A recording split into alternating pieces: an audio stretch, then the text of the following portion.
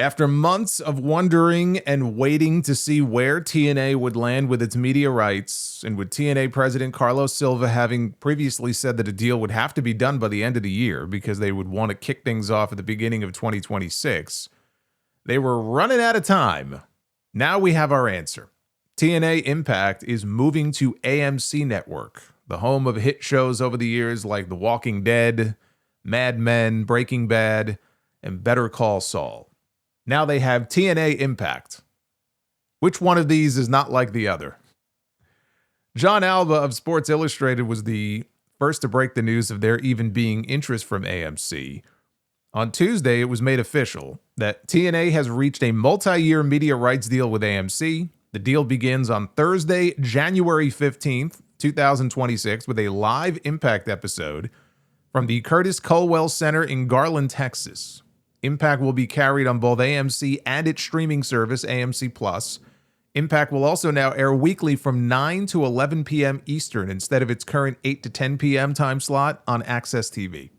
And financial details of the deal have not been disclosed, although Carlos Silva has said previously they were looking for up to $10 million a year in rights fees.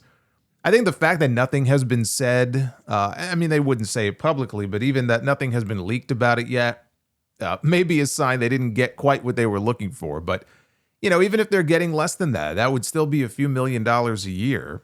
And more importantly, they're on a network now with much greater visibility than Access gives them. And despite rumors that Impact could potentially move to Wednesdays, which I legitimately thought, I thought there was a better than 75% chance of that happening, that they were going to move the show to Wednesdays. It would end up as competition for Dynamite. That is not happening. The press release, it does mention the, quote, groundbreaking partnership that they have with NXT. So NXT is mentioned briefly in the press release. Week 2 of Impact on AMC is going to be held in Albuquerque, New Mexico on Thursday, January 22nd, with what looks to be, I believe, a TV taping the next night. So the show will not be live every week. That was another question. And Carlos Silva's talked about that, the ability to, with a new deal, potentially go live 52 weeks or whatever it is out of the year. It's not going to be live every week. It may be live, once with maybe 1 or 2 taped episodes to follow and then live again. That's the way things used to be for Raw back in the day. They went through a period where they would be live after a pay-per-view, and then the next 2 or 3 weeks would be taped, which is why Eric Bischoff was able to go on Nitro and give out the spoiler results. Carlos Silva was on the Ariel Helwani show on Wednesday, and he said, regarding how often TNA plans to go live, I think we're going to do a little more live in that first 3 to 6 months. And we'll sort of get our rhythm with our new partner, and then I think we'll decide in the second half how much more live we can do. And on the rumors of WWE aiding in the negotiations with AMC, because before all of this, the reports had been that A&E and the CW network were also potentially interested, and that there may have been discussions between TNA and those networks. Those networks obviously have a relationship with WWE. NXT airs on the CW. A&E airs a whole bunch of different WWE shows.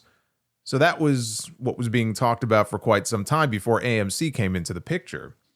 And you look at it and go, well, WWE is likely aiding in some form or fashion here. So on those rumors, Silva refuted them.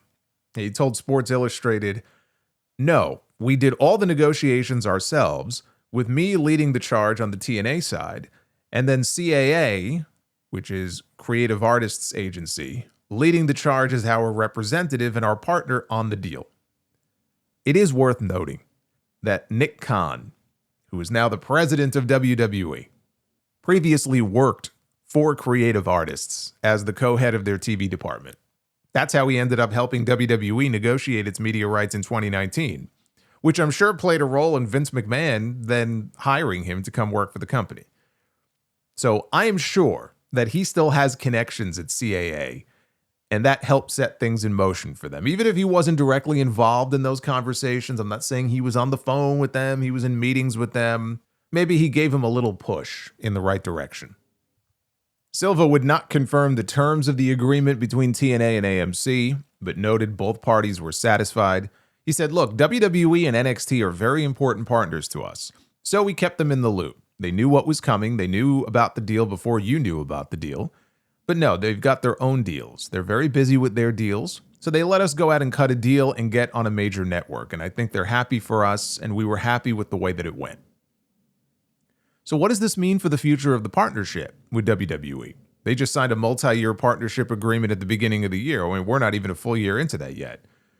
This is where it gets a little murky. Right now, there's nothing to indicate that it would be ending anytime soon. Mike Johnson of PW Insider spoke with sources in each company who adamantly deny that the partnership is ending because of the AMC deal.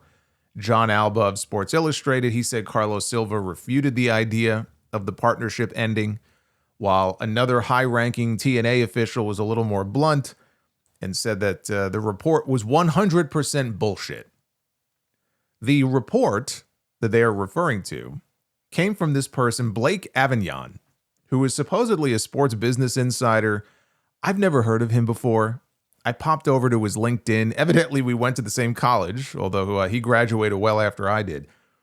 But it says that he's worked for a creative artist agency in the past. I don't know who this person is, though.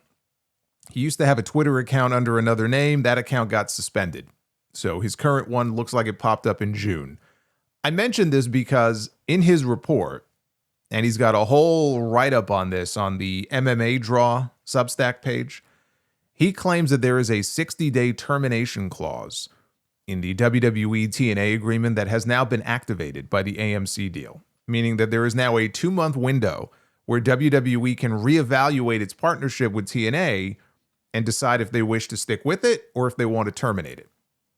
Silva issued that denial. He never denied the existence of such an exit clause. And on Wednesday, he expanded on things. He said, I don't even understand the wrestling community sometimes when things like this come out. We've all been in sports entertainment our whole careers. I mean, we're coming out with great news that TNA is on a major network. Everyone's been worried and upset and thinking that we need this, we get it done. And then the first report that comes out is that the partner that has been so great and that we've worked so well with over these last 9 months, it's just really, frankly, it's a bunch of silliness. We have a great relationship. And when asked directly if he believes the WWE will exercise any clause akin to what was reported should one exist, he does not believe that will be the case. He said it's all going to continue. There's a lot of things in the works, working at the top levels with both Nick Khan and Paul Levesque, and then working with NXT with Shawn Michaels and Johnny Russo and Jeremy Borash and so many others.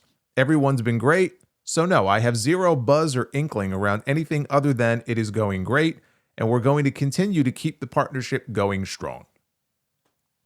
To be clear, he doesn't deny the existence of such an exit clause, and as the president of the company, he would know if such a clause was in the agreement. So, like, on the one hand, to me, it wouldn't make sense if what Meltzer, for example, has said in the past is true, which is that he has heard from people within WWE circles that the deal has a similar clause in it as the deals that they had previously made with indie promotions like Progress and ICW when they were working together, where, you know, WWE would have the right to buy the company outright if they ever chose to do so. Apparently that was a clause in those agreements. If that's true, and if TNA has a clause like that in their partnership agreement with WWE that allows them to buy the company at some point for an agreed upon price, then terminating the partnership wouldn't really make sense to me. But Avignon, in his write-up, he makes some very interesting points. He says TNA does not cover WWE talent costs, including travel and medical, as was the case when Ridge Holland got injured working at TNA taping. There was no real downside for TNA. WWE were the ones who paid for his surgery and rehab. They were on the hook for all that. Even though he was working in someone else's ring, right? It was on WWE's dime. That's one thing when TNA could really benefit from the partnership, and they were trying to get on a bigger network. I mean, they were on Access, which has, you know, virtually no audience. Now that they have, they're relying on WWE talent to help build up another network's audience, right? They are now competition, real competition now for WWE. And traditionally, WWE does not play well with others, especially those with TV. At WWE, they still have the benefit of having access to TNA talents that they want to use, like they did Leon Slater last night at Deadline. But as far as we know, they're not getting any money out of this AMC deal.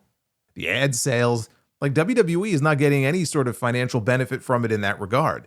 So that's going to be something to watch over these next 60 days. Right now, the partnership is strong, and you take Carlos Silva at his word that it's all silliness and there's no reason to think otherwise. Everything's great for now.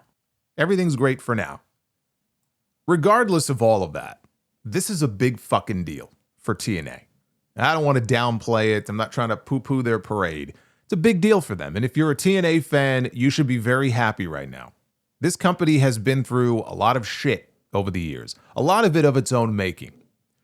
And when they debut on AMC, they're debuting on a network that is in somewhere in the range of 60 million cable homes, right? The most since their days on Spike TV, which was more than a decade ago. And the belief is that right now Access TV is available in around 30 million homes maybe, but it's also not carried by a lot of big cable providers. So AMC is a big step up for them. TNA was drawing around 100,000 viewers on Access last year. Whatever the numbers are now, they're probably not too good. They're not as good when you factor in this new Nielsen measurement system. All wrestling ratings have been down since the new system was implemented. I can't imagine that TNA is higher. I mean, if everything's down, then TNA is down too. But just to give some context, Lucha Underground, at least in its early seasons, was averaging between 100 and 200,000 viewers per episode on the El Rey network. And the El Rey network doesn't even exist anymore. It was shut down 5 years ago. I think they relaunched it as a streaming service under a different name. And Lucha Underground died because the ratings were deemed no good, especially relative to the budget for the show. I've always said TNA, and you've heard me say this before, TNA cannot grow and will not grow unless they get better television. This was something that needed to happen if they were ever going to grow. The NXT partnership has been a big part of their recent growth. They've had some growth as far as like live events and the pay-per-views and stuff, but they needed the TV component to go with it. They needed the TV component to complement that. And let me tell you, it has been quite the odyssey for that show. If you have been following along like I have over all of these years, and all you guys that have been listening to me for 10 years or longer, you know what I'm talking about because you heard me cover all the stories every time they would leave one network and they would bounce to the next. I mean, between all the homes that they've had over the years and all the different nights of the week that show has aired, they have had more moves than a Monopoly board, right? They started as a weekly pay-per-view series on Wednesdays before shifting to a weekly television series on Fridays that aired on some Fox Sports regional networks, which I believe was a time buy. They were buying that time. Then came the move to Spike TV, which was transformational for them. That became possible after WWE left Spike to go back to USA Network. So they go to Spike, and they moved the show to Saturdays, and then Thursdays, until 2010 when they moved the show to Mondays after Hogan and Bischoff came aboard to go head-to-head with Raw, where they got slaughtered. So they dragged their bloody carcasses back to Thursdays and eventually Wednesdays, before Spike got rid of them, and then they landed on Destination America. Then they moved to Fridays before moving back to Wednesdays when Dixie Carter accidentally sent a mass email to Destination America executives, which she did not intend to do, bashing those very executives. Why? Because LOL TNA, that's why. Nobody knows how to work fucking email in that company. It's not the only time there's been an email mishap. Obviously, she did not intend for them to be on that email chain, but there they were, and she had some unkind things to say about the president of the network. They were already unhappy with the ratings that TNA was bringing in, so I mean, this just didn't help matters. And to make matters worse, Destination America, they added a Ring of Honor show to the schedule, and they aired it right before Impact as a lead-in, but that only made things worse. So they were gone before long, and they landed on Pop TV, where they moved the show to Tuesdays, and eventually back to Thursdays, before then moving to the Pursuit channel and back to Fridays. It was a pursuit just finding the channel, which I never did because my cable provider didn't have the Pursuit channel, nor did they know what the fuck I was talking about when I called to ask them about it. It was an outdoor channel that had programming around hunting and fishing, which of course is a natural landing spot for a pro wrestling show. But Anthem owned a stake in the channel, which is why they ended up there because nobody else wanted them. That's 4 networks in 4 years that they burned through. And then ultimately they landed on Access TV, I believe back on Tuesdays, Access TV being owned and operated by Anthem. And I once joked that Sunday is literally the one day of the week that the show has never aired in its existence. And that would come after its eventual move to public access television, which, to be fair, they seem to be destined for at one point. So to recap, the show has moved from Saturdays to Thursdays to Mondays, back to Thursdays, then Fridays, then over to Wednesdays, then back to Thursdays, returning to Fridays, then Tuesdays, and finally back to Thursdays, which was in response to WWE moving NXT to Tuesdays after they got their asses handed to them by Dynamite on Wednesdays. You get all that? Stability. That is what they need. Now they have it. And now it's time to put up or shut up. With that potentially bigger audience comes the need for them to deliver a product that people enjoy and that people want to tune in to see week to week. This is all on the TNA Brain Trust now. They have a partnership for the time being with the biggest promotion in the world, and they have a solid TV partner. The rest is on them to take it to that next level. January 15th would be a great night for Mike Santana to win back that TNA World Heavyweight Championship. But I know they have their Genesis pay-per-view 2 days later, so they might want to save it for that. Meltzer is saying that TNA wants AJ Styles to wrestle on that first AMC show.